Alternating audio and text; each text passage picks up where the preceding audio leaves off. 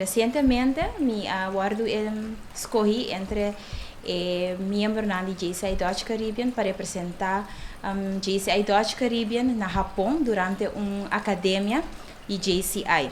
A academia aqui está organizada por ANHA, especialmente para a pessoa que está preparando para a posição de National President, presidente nacional, para a organização.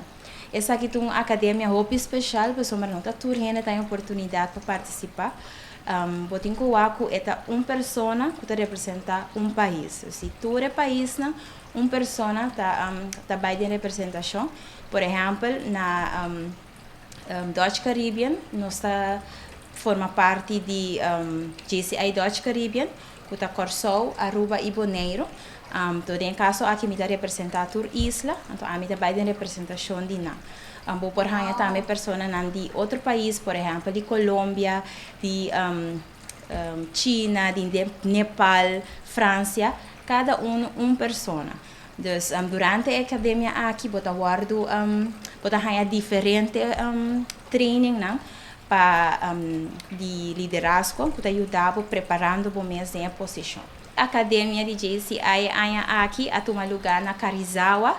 Essa aqui está queda em província de Nagano, na Japão.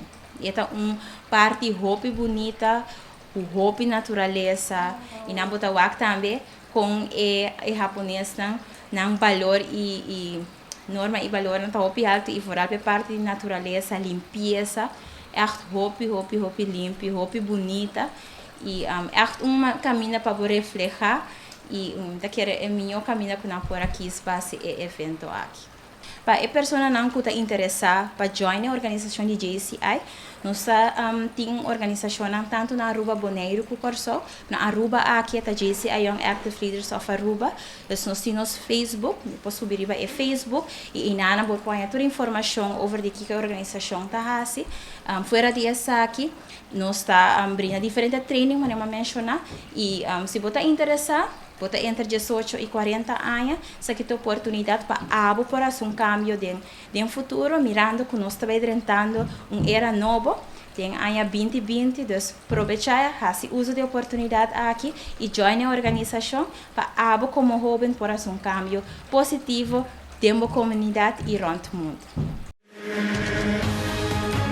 Essa aqui está é Arubiano, o website